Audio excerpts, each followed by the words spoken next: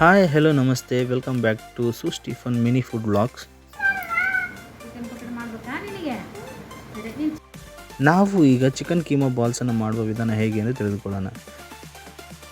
ಚೆನ್ನಾಗಿ ತೊಳೆದಿಟ್ಟಿರುವ ಚಿಕನ್ ಸಣ್ಣದಾಗಿ ಕಟ್ ಮಾಡಿಕೊಂಡು ಅದಕ್ಕೆ ಬೇಕಾದಂಥ ಈರುಳ್ಳಿ, ಕೊತ್ತಂಬರಿ, ಮೆಣಸಿನಕಾಯಿ, ಖಾರದ ಪುಡಿ, ಗರಂ ಮಸಾಲ, ಉಪ್ಪು, ಶುಂಠಿ ಬೆಳ್ಳುಳ್ಳಿ ಪೇಸ್ಟ್ ಎಲ್ಲದನ್ನು ಮಿಕ್ಸಿಗೆ ಚೆನ್ನಾಗಿ ಹಾಕಿ ಕಲಸಿಕೊಂಡು ಅದನ್ನೆಲ್ಲ ಹದವಾಗಿ ಕಲಿಸಿಕೊಂಡು ಒಂದು ಹಾಫ್ ಆನ್ ಅವರ್ ಮ್ಯಾರಿನೇಟ್ ಮಾಡಲು ಬಿಡಿ. ಆನಂತರ ಅದನ್ನು ಚಿಕ್ಕ ಚಿಕ್ಕ ಬಾಲ್ಸ್ ಆಗಿ ಮಾಡಿಕೊಂಡು ಕಾದಂಥ ಎಣ್ಣೆಯಲ್ಲಿ ಅದನ್ನು ಬೇಯಿಸಿ ಈಗ ಚಿಕನ್ ಕೀಮಾ ಬಾಲ್ಸ್ ಸವಿಯಲು ರೆಡಿ ಸಿದ್ಧವಾಗಿದೆ. ಚಿಕ್ಕ ಮಕ್ಕಳಿಗೆ ಇದು ಭಾಳ ಇಷ್ಟವಾಗುತ್ತೆ, ಯಾಕೆಂದರೆ ಅದು ಭಾಳ ಮೃದುವಾಗಿರುವ ಕಾರಣ.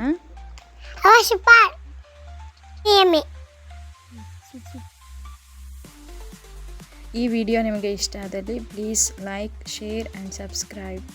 Thank you.